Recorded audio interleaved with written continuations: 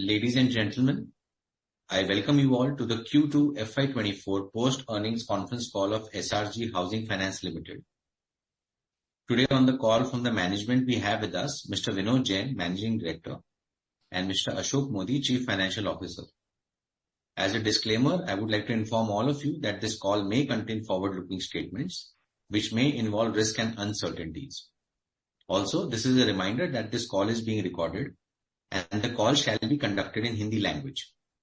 I would now request the management to detail us about the performance highlights for the quarter that went by, the growth plans and visions for the coming year, post which we will open the floor for Q&A. Over to you, sir. सभी को जय जिनेंद्र। मैं आप सभी का quarter 2 financial 24 के earning conference call में स्वागत करता हूं।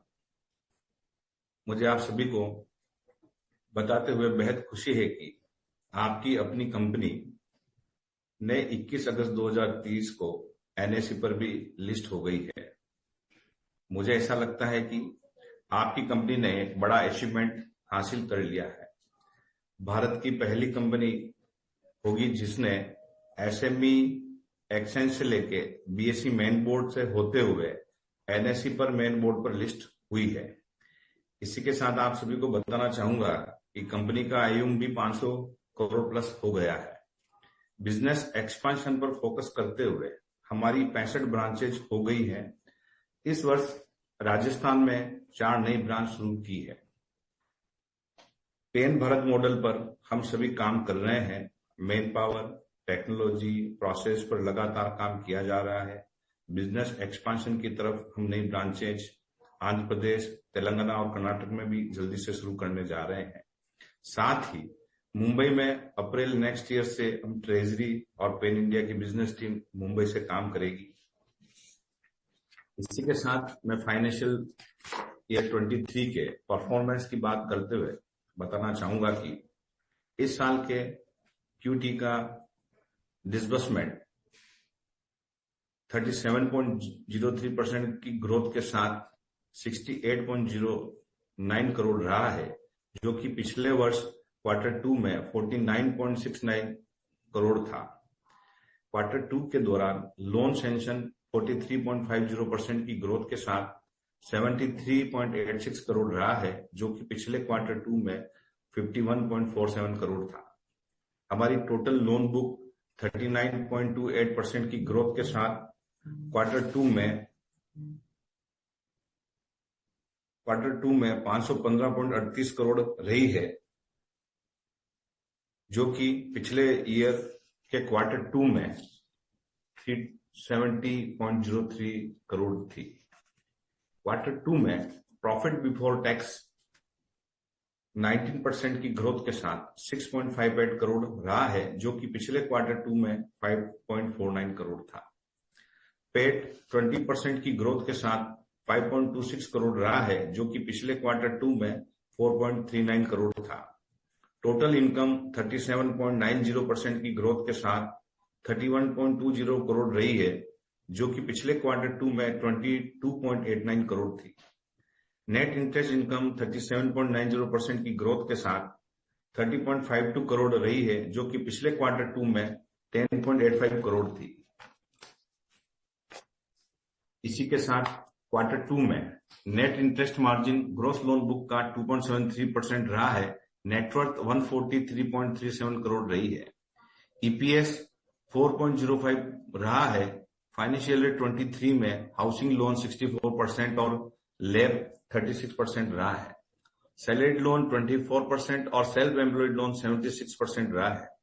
हमारी 100% लोन बुक प्रॉपर्टी के साथ सिक्योर्ड है। हाउसिंग लोन बुक का एवरेज टिकट साइज 5.05% लेख रहा है और लेब की एवरेज टिकट साइज 10.47 लेख और एवरेज एलटीवी 40% है। ग्रॉस एनपीए 2.40% रहा है और नेट एनपीए 0.56% रहा है। हाफ ईयरली में हमारी एवरेज बोरिंग कॉस्ट 11.13% रही है। कंपनी ने 11.55% का हेल्दी स्प्रेड मेंटेन किया है। फाइनेंशियल ईयर 24 में अब तक हमने टोटल 137.80 करोड़ का फंड रेज किया है।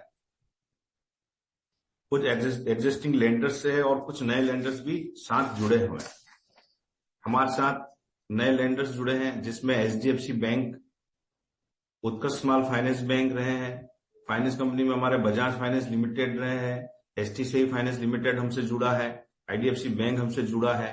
इस तरह से हाल ही में अभी Q3 में LIC हाउसिंग से भी हमको नया सेंक्शन मिला है, जो कि जिसका टेन्योर 10 साल का है। कंपनी की लिक्विडिटी स्ट्रांग बनी हुई है, हमारी LM पोजीशन भी कंफर्टेबल रही है। Total employees as on date 600 plus हो गए हैं। इसी के साथ मैं हमारे सभी एम्प्लॉइज का, बैंकर्स का, फाइनेंस इंस्टीट्यूशन का और आप सभी शेयर होल्डर्स का धन्यवाद करता हूं। एक बार फिर से आप सभी का धन्यवाद। अब आप जो भी प्रश्न पूछना चाहें पूछ सकते हैं। Thank you, sir. We'll open the floor for Q&A. Whoever wishes to ask a question may use the option of raise hand. In case there is a problem for raising hand at your end, you can message us on chat and we'll unmute.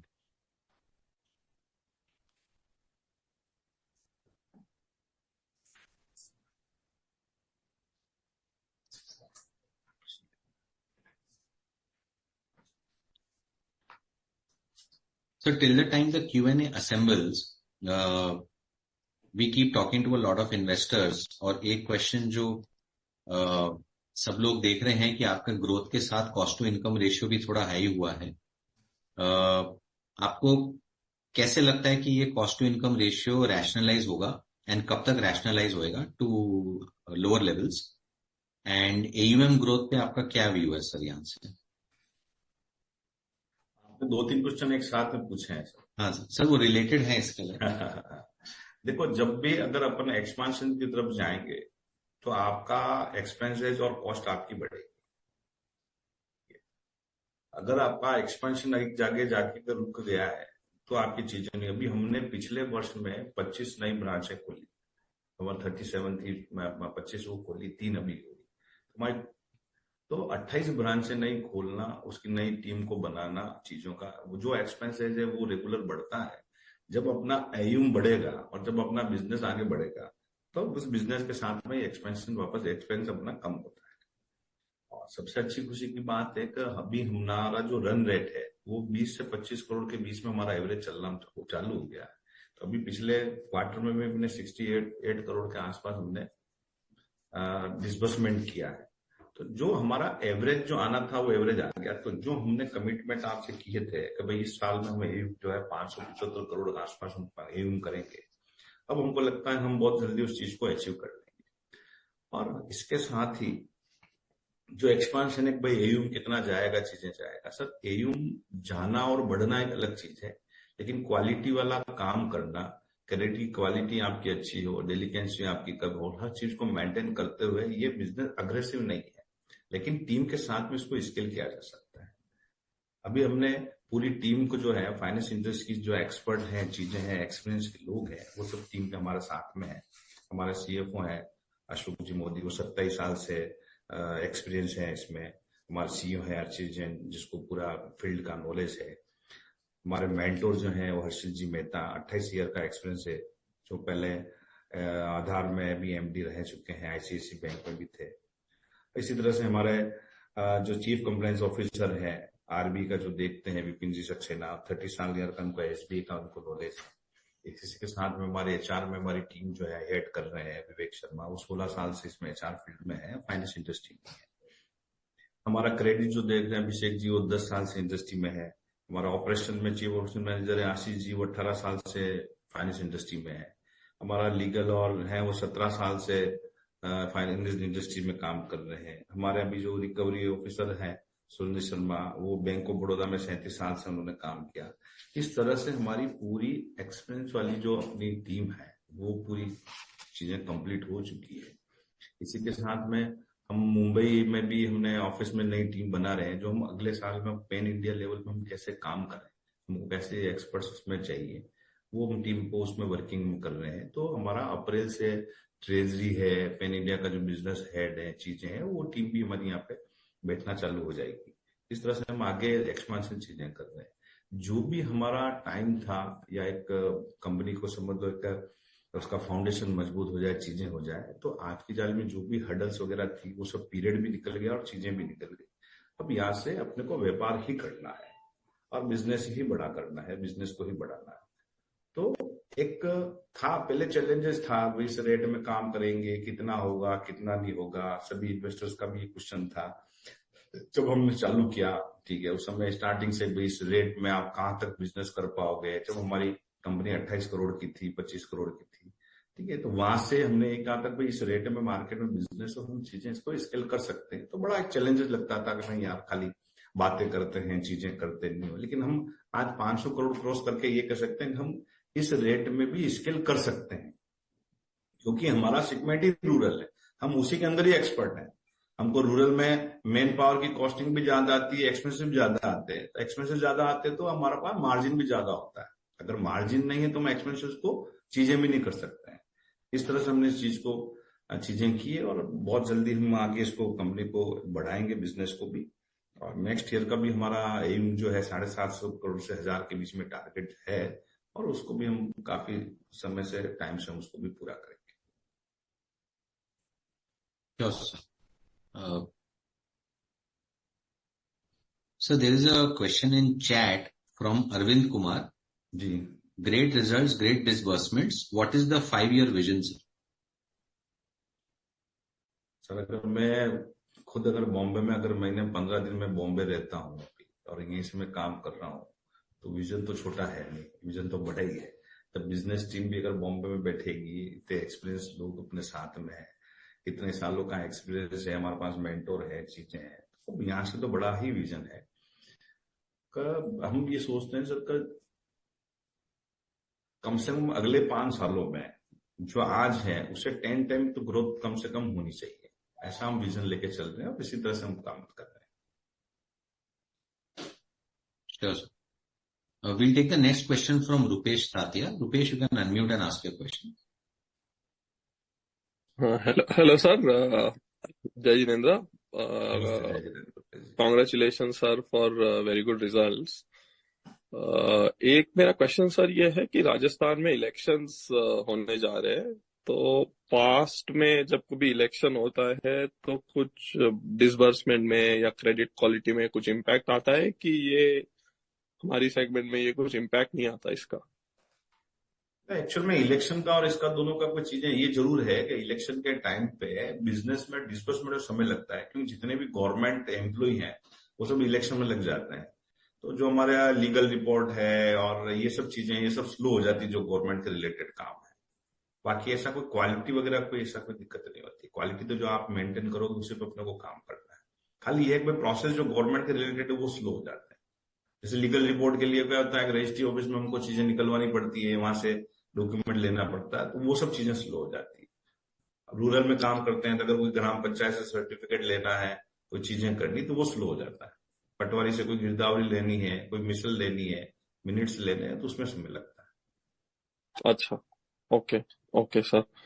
और आपने ये बोला sir कि बहुत हमारी branches open हो गई, अभी 37 से 65 हो गई, तो ये साल जैसे FY24 एंड तक कितनी हो जाएगी ब्रांचेस? सर अभी हम 5-6 ब्रांच और चालू करेंगे। अभी हम 3 स्टेट में काम करना चाहते हैं साउथ में। तो अभी सबसे पहले हम कर्नाटका चालू कर रहे हैं, वो नेक्स्ट क्वार्टर में उसकी 3-4 ब्रांचें चालू हो जाएगी। अच्छा, तो 70 जैसे हो जाएगा हाँ, Q4 एंड तक। बट ये जो हमारा कॉस्ट टू इनकम था सर 55-57% का जो था वो काफी 5-6% से बढ़ गया है। ये तो अपना वो सर ये नेक्स्ट ईयर में जैसे सर अपना होगा ना, ब्रांच फुल स्विंग में जब चलती है तो अपना एकदम ये कम हो जाता है। तो ये साल जैसे समझ लो 60 एंड देन नेक्स्ट ईयर हम जो पास्ट में जितना करते थे उतना हाँ आ जाएगा, उसका 4-5% कम हो जाएगा नेक्स्ट ईयर तक। जी जी। अच्छा, ओके। एंड एक मतलब क्या होता है, अगर एक्सपांशन आपका रेगुलर है तो आपकी कॉस्ट यही है जहां पे मेंटेन होगी। अगर अपन एक्सपांशन को रोक के और बिजनेस ओपन करेंगे तो ये थोड़ा सा नीचे आ जाएगा। अगर अपन एक तरफ से सोचते हैं कि सर अगले 5 साल में क्या जाओगे, तो आपको रेगुलर एक्सपांशन करना है, रेगुलर आपको बिजनेस करना है, रेगुलर आपकी टीम आएगी, रेगुलर आपको ब्रांचें करनी, तो वो 2-3% का ऊपर नीचे जिसमें चलेगा। नहीं सर, ग्रोथ का इतना क्लियर आपका एम्बिशन है तो ग्रो करना ही बेटर है। जस्ट थोड़ा मैनेज भी करना पड़ता है कि सस्टेनेबली हो जाए ग्रो। 100%। हाँ, profitability also I think we have to little bit think about. Profit तो तो ये, होना चाहिए, हाँ, सो ये प्रॉफिट के एक लिए हो गया काम सर। है। हाँ, सो ये एक हो गया। दूसरा सर कि आप मतलब अगर अगर कुछ पॉलिसी या बोर्ड की कुछ फिलोसफी बताएंगे कि कब कैपिटल रेज करेंगे, क्योंकि इक्विटी रेज हमें करनी पड़ेगी जिस तरह की ग्रोथ की हम बातें कर 100 रहे हैं। तो कुछ अगर पॉलिसी आप बता दें। सर, अभी हम 50 करोड़ के आसपास हम अभी इक्विटी रेज करेंगे, या तो इसी अच्छा, फाइनेंशियल में या अपना फर्स्ट सेकंड फाइनेंशियल ईयर तक करेंगे उसको। बट और मतलब काफी वो क्या चीजें आप देखेंगे, क्योंकि आपकी कैपिटल एडिक्वेसी रेशियो तो काफी हाई है, 32% है। हमारा रिटर्न ऑन इक्विटी भी सही है, रिटर्न ऑन नहीं सर, एसेट वो भी सही है। 32% हाई नहीं है सर, वो एक्चुअल बैलेंस शीट की साइज बड़ी है। ठीक है, इक्विटी तो अभी हमने उसमें बढ़ाई नहीं है, अभी तक हमने बैलेंस शीट में जो हमारा पेट बन रहा है वही ऐड हो रहा है। जिस दिन इक्विटी इसमें ऐड हो जाएगी तो वो कम आ जाएगा। नहीं सर, सो जैसे आप मतलब काफी आरओए करते हैं तो 20% तो समझ लो कि ग्रोथ हम अपने आप से ही फंड कर सकते हैं। हाँ, 20% ग्रोथ के लिए हमें इक्विटी रेस करने की जरूरत नहीं है। जब only when the growth goes about 20% की 30% ग्रो करना है, 35% ग्रोथ करना है, तभी इक्विटी रेस करनी पड़ेगी। तो दोनों दोनों चीज ऐसा है ना सर, इक्विटी कब लेनी है, कब चीजें करनी है, आप जिस समय ऐसा थोड़ी कोई लास्ट मोमेंट में आप इक्विटी के लिए जाओगे चीजें हो जाएगी, तो सब साथ साथ के प्रोसेस है। हाँ, ये तो सही अगर है, अपना प्लानिंग तो फ्यूचर हो आपको जाएगा, अपने हमेशा को करनी चाहिए तो अपने को पड़ेगी। इक्विटी चाहिए, क्यों अगर हम अभी ले लेंगे तो वापस 2 साल तक हम इक्विटी नहीं लेंगे। अच्छा, बट कुछ फिलोसॉफी की डेट टू इक्विटी 5 होगी तब तब करेंगे, 4 के बाद करेंगे, कुछ इस तरह की अगर आप एक पॉलिसी बता दें आपकी थॉट प्रोसेस। देखो, थॉट प्रोसेस तो ये है कि अगर आपको लंबा चलना है और बड़ी साइज में हम्म। आपको जाना है तो इक्विटी की वैल्यू हम समझते हैं, इसलिए आज भी हमारे पास 68% हमारे पास में होल्डिंग है। कि कितनी प्राइस में, कितनी मार्केट के पे, कितनी साइज पे, कितने एयूम पे, कब कब करना है, वो पे एक डिटेल वर्किंग करके चीजें तो नहीं बता सकते हैं, लेकिन इसका हम समझ में है कि हमको कहाँ करनी है। बाकी आप भी जानते हो, इन्वेस्टर्स जो है वो रेगुलर टच में होते हैं, चीजें होती है और उनको भी कम रेट में चीजें चाहिए। अगर हम ध्यान नहीं रखते तो भी 68% नहीं होता, ना भी हमारे पास 40-50% होता। अगर 68% मेंटेन कर रखी है तो मुझे मालूम है कौन से एयूम पे कब देना है, कौन सी वैल्यू पे कब देना है। वो जब आप मिलोगे तो अपन वो डिस्कस करेंगे इस पर। अच्छा, ठीक है सर। और एक बस में भी आप थोड़ा एंड में बता दीजिए कि राजस्थान के बाहर जो नए स्टेट है उसमें एसेट क्वालिटी आपको कैसी नजर आ रही है? राजस्थान से बेटर है, राजस्थान से खराब है? और ओवरऑल 1-2 साल कैसी रहेगी चीजें आपके आपके व्यू में, क्योंकि जनरल इलेक्शन भी है तो ये थोड़ा देखो, सेंसिटिव एक्चुअल में क्या सेगमेंट होता है। है ना, हाँ। क्वालिटी किसी भी व्यापार को करने पे या लोन देने पे क्वालिटी एक ही चीज चेक की जाती है भाई, उसकी जो प्रॉपर्टी है वो कौन सी लोकेशन में है, क्या वैल्यू है, और अपन क्या रेट पे पैसा दे रहे हैं और कितने दे रहे हैं। हमारे टोटल पोर्टफोलियो जो है उसका 40% ही हमने एलटीवी रेशियो मेंटेन है हमारा। हम 50% से ऊपर कहीं भी किसी भी लोकेशन में पैसा नहीं देते हैं।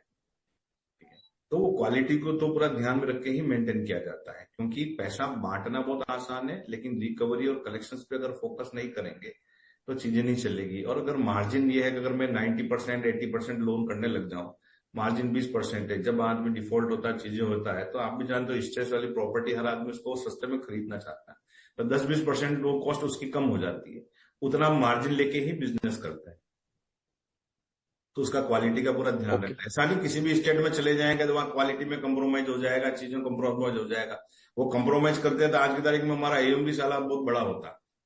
कंप्रोमाइज नहीं नहीं करते हैं, सो उसी रेट पे काम करना है, इसी मॉडल पे चलना है, तो हमारा फोकस ये रहता है कि भाई हमारा पेट कितना है, मार्जिन कितना है, क्यों इन्वेस्टर भी ये चाहता है कंपनी पैसा कितना कमा रही है। ऐसा नहीं कि मैं ऐसा 1,000 करोड़ की बुक है और 3 करोड़ का 5 करोड़ का पेट है, वैसा नहीं है।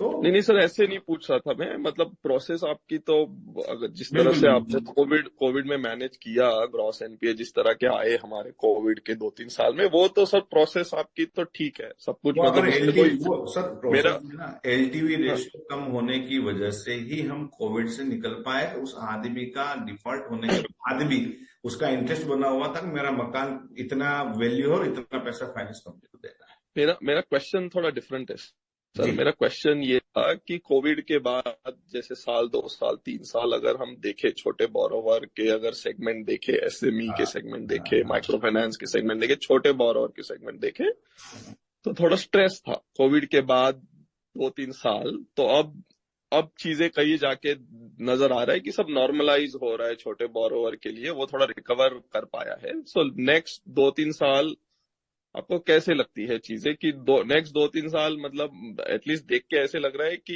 ये सेगमेंट ठीक रहेगा, ये सेगमेंट का बोरोवर ठीक रहेगा और ज्यादा स्ट्रेस नहीं आएगा ऐसे? अगर इंडस्ट्री में दूसरी दूसरे हम चीजें देखें, बैंक्स देखें, एनबीएफसी देखें, तो मैं चाहता था कि आपका क्या व्यू है ये सेगमेंट को लेके। सर, अभी जो कोरोना निकलने के बाद में और वापस अभी ठीक हो गया, लंबा समय हो गया, तभी जो स्ट्रेस वाला पीरियड था वो सबके लिए खत्म हो गया। अभी तो आने वाला 2-3-5 साल तो बहुत अच्छे दिखते हैं, जब तक कोई ऐसी चीज नहीं, घटना नहीं हो जाए, तब तक तो बहुत अच्छा मार्केट है, पूरा पॉजिटिविटी है। हर आदमी पहले प्रेफरेंस अब मकान को देने लग गया है, हर आदमी को मकान चाहिए। कोविड पीरियड में जिनके पास मकान नहीं था, आज रूरल में हो या गाँव में भी हर आदमी अपने घर की छत चाहता है। जब भी वो थोड़ा सा ठीक होता है, सबसे पहले फोकस करता है कि मैं अपना घर बना लूं, जहाँ फैमिली सिक्योर रह जाए, चीजें करता है, वो एकदम फोकस चेंज हुआ है। Okay, okay. So, sir, best of luck, sir. We hope to see 1,000 crore AUM soon, sir. Best of luck. Thank you Rupesh Yeah, भैया। yeah, yeah. Thanks, Rupesh. We'll take the next question from the line of Rohan Shah. Rohan, you can unmute and ask your question. Hello sir. Hello. मुझे ये पूछना था कि अपने जो branches खोलते हैं वो किसी को फ्रेंचाइजी करके देते हैं या वो खुद कंपनी ओन्ड और कंपनी ऑपरेट करती है उसको? सब ब्रांचें अभी तक अपनी सब कंपनी ही करती है और सब अपने एम्प्लॉय जो है वो ऑन बोर्ड ही है, अपन को फ्रेंचाइजी नहीं देते हैं। Okay sir. और ये पर ब्रांच का मंथली ऑपरेटिंग कॉस्ट कितना होता है, मतलब सर आसपास? एवरेज सर 2 लाख के आसपास एवरेज रहता है। ठीक है sir, thank you. Thank Thanks, Rohan. Yeah. There's another question on the chat from Arvind Kumar. Profit margin is getting suppressed due to rising interest rates and branch expansion expenses. Sir, when can we see the profit margins we have seen in the past? Branch expenses और interest rates की वजह से हमारा profit suppress हो रहा है sir. हाँ, पुराने प्रॉफिट मार्जिन तक हम कब तक आएंगे? बिल्कुल सही है, बहुत सही क्वेश्चन भी है सर। अपना जो एक्सपांशन वाला जो मोड है सर, इसमें अगर अपन आगे कंपनी को ग्रो की स्टेज पे देखेंगे तो अपने को एक्सपेंसेस ज्यादा आएगा। अगर हम ये सोचते हैं कि अगर अपने को 5 साल में 5,000 करोड़ तक नहीं जाना है और चीजें करना है, तो अपना एक साल के अंदर ये सब सेटल होके और आपको जो पिछले टाइम में जो मिला था वो सब चीजें अपने को मिल जाए। अगर कंटिन्यू ग्रो करना है, रेगुलर चीजें ग्रो करना है, तो थोड़ा सा इसको समय लगेगा, ज्यादा समय नहीं लगेगा लेकिन समय भी लगेगा। क्योंकि आप अभी जो टीम हायर कर रहे हो वो आप 5,000 करोड़ के अकॉर्डिंग आप अगर टीम लोगे तो आप भी जानते हो सर आप मैन पावर की कॉस्टिंग क्या होती है। अगर मैं वही टीम 1,000 करोड़ के लिए देता हूं तो मेरे को टीम आज की तारीख में मुझे एक भी आदमी लेने की जरूरत नहीं है।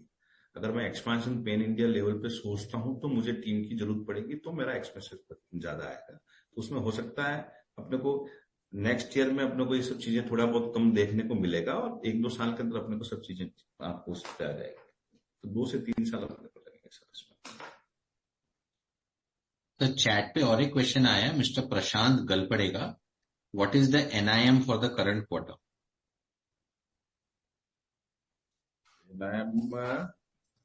एक मिनट sir.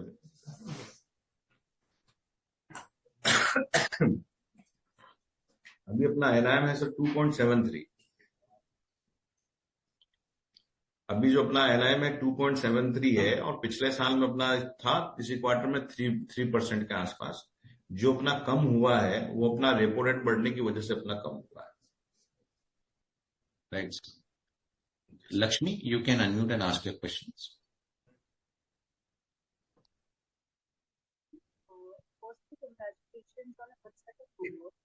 Lakshmi, we can't hear you clearly. आवाज नहीं आ रही है। Could you speak a bit closer? Am I audible now? No, you'll have to speak a bit louder, please. Okay. Hello, sir. Am I audible now? Yeah. Yes. Yes. So, firstly, congratulations on a great set of numbers.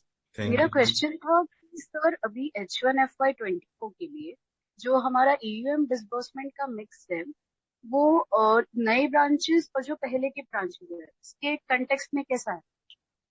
नहीं, अभी हमने उसको bifurcation करके तो भी हमारे पास में हमने नहीं बनाया है, ठीक है ना। हमने दोनों मिक्स ही हमारा बना हुआ है।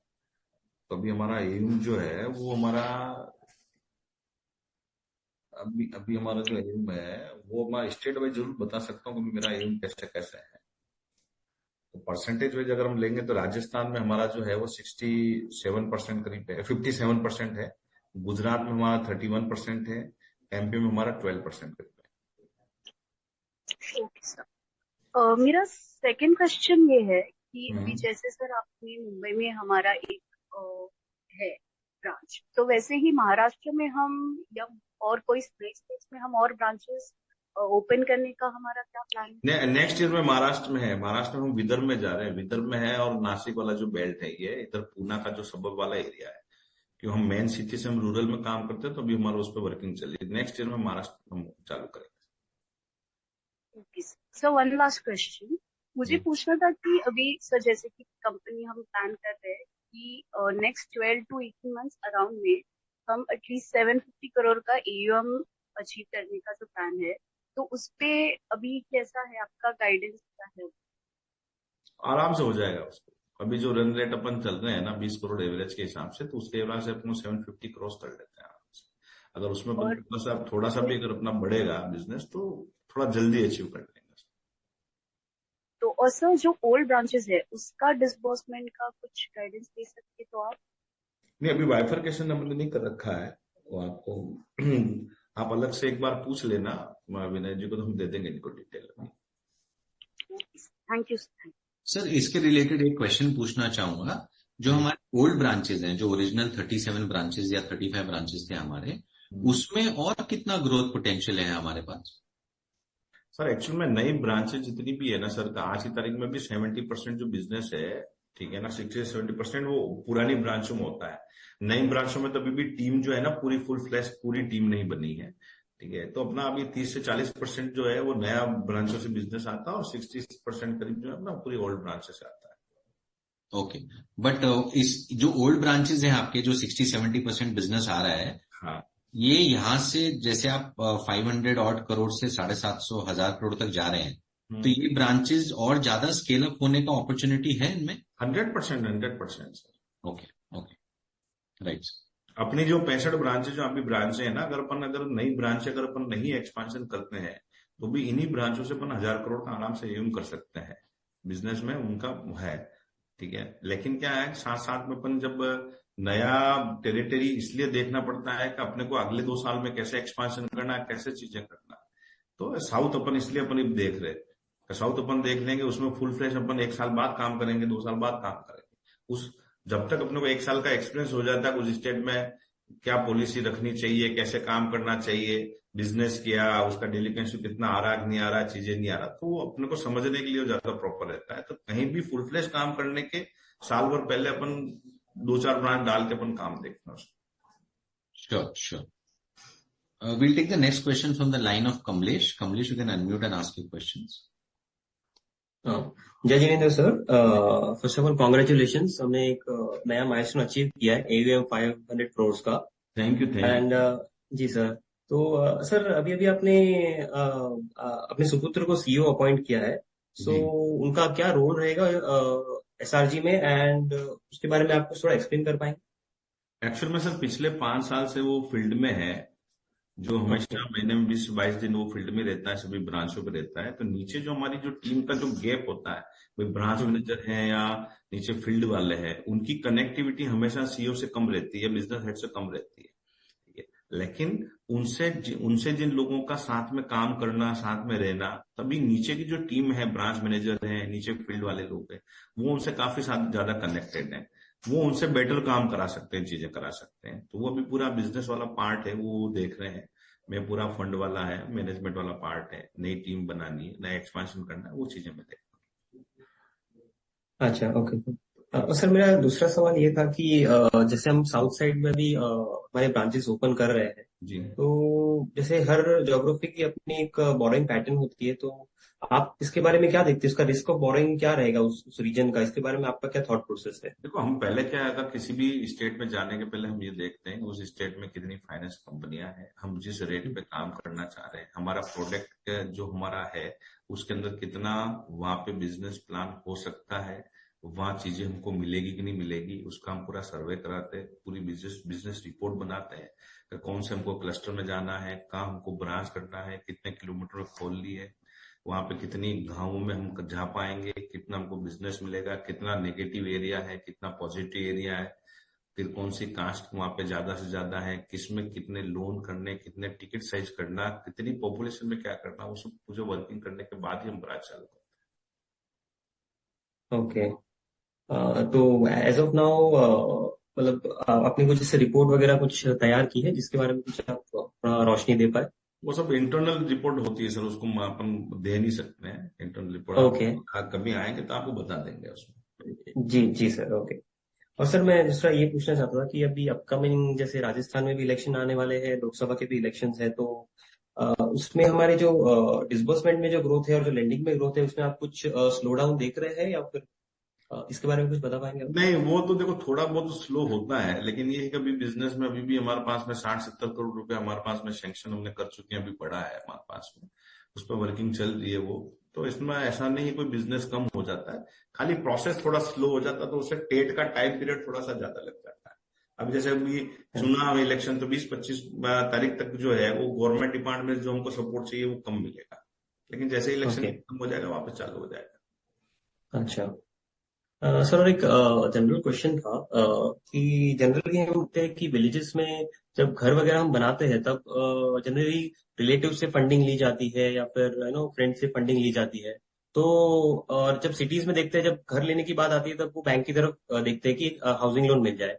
तो विलेजेस में आप किस तरह से इसका अवेयरनेस क्रिएट करते हैं generally?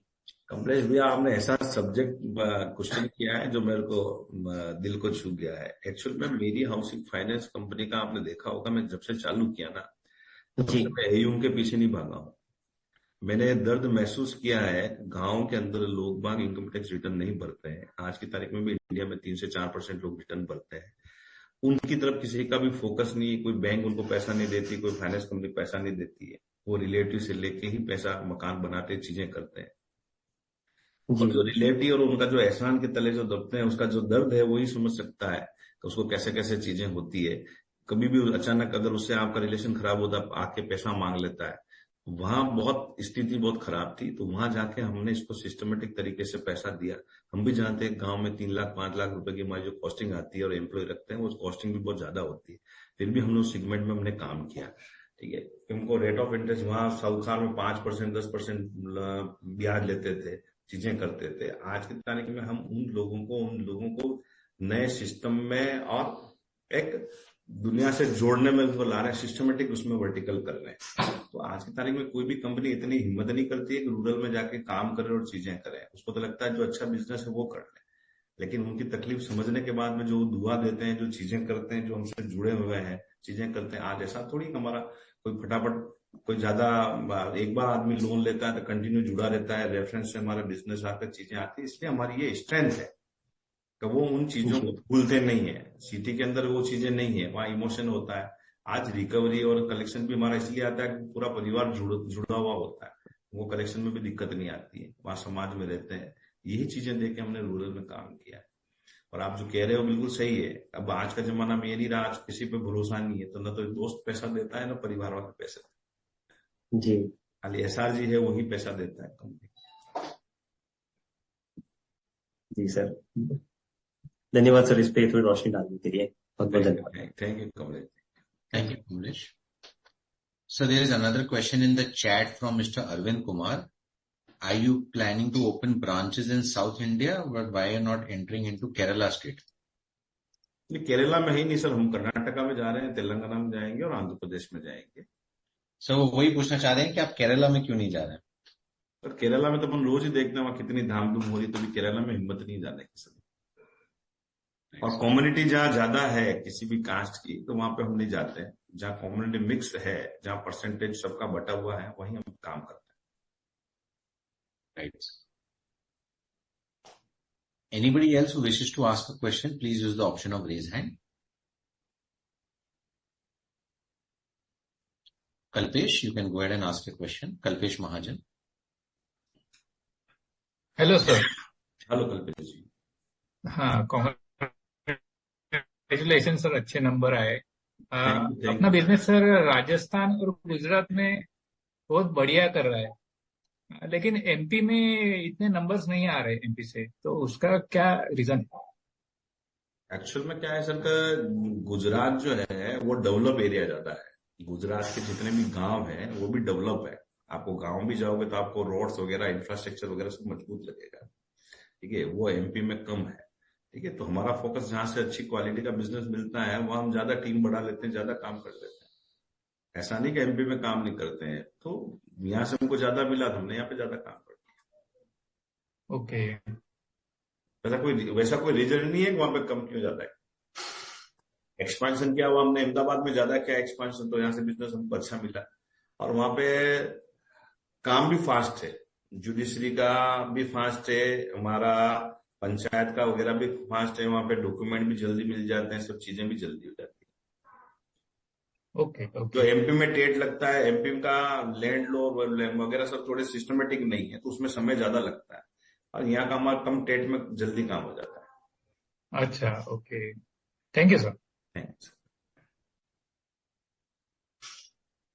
Thanks, Kalpesh. We'll take the next question from Aditya Doshi. Aditya, you can unmute and ask your questions. Hello sir, congratulations. काफी अच्छा रिजल्ट दिया आपने.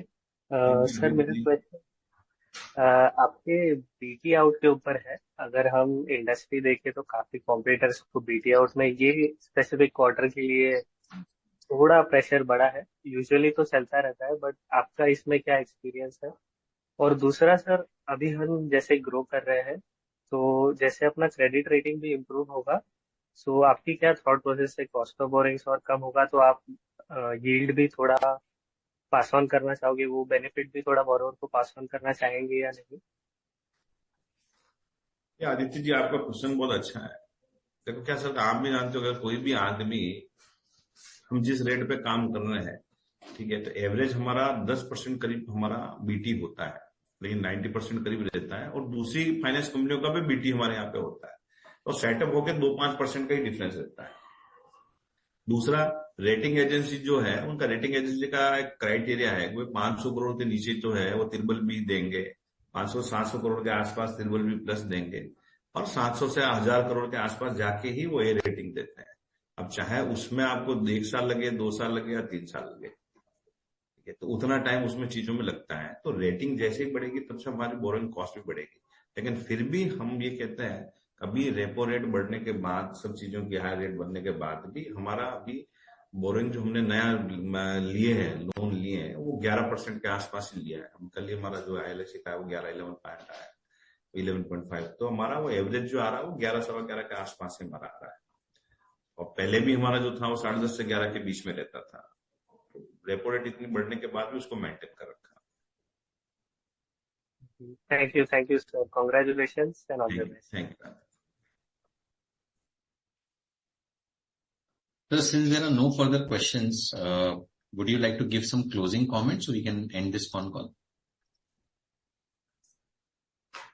बस मैं सभी को, इन्वेस्टर्स को बहुत बहुत धन्यवाद देता हूं. आपका जिस तरह से सहयोग और सपोर्ट बना है कंपनी को आगे लेने के लिए, और आपका जो एक फेथ बना हुआ है, वो हम उसको हमेशा हम मेंटेन करेंगे. और आपकी किसी भी चीजों पे, उम्मीदों पे हम खरे उतरेंगे. हो सकता है थोड़ा हमको समय आगे पीछे लग जाए, लेकिन ये है कि हम उन चीजों को जरूर पूरी करेंगे. सेकंड जनरेशन भी मेरी इसी बिजनेस में है, चीजें में है.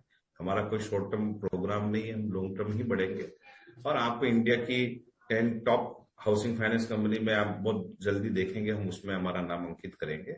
वहां तक हम काम इसको जरूर करेंगे चीजें, और आपका साथ इसी तरह से बना रहे और आपका ट्रस्ट इसी तरह से बना रहे. Thank you. धन्यवाद. Thank you, sir. That brings us to the end of this conference call. We thank the management for giving their valuable time for the call, and thank you to all the participants for joining us on the call.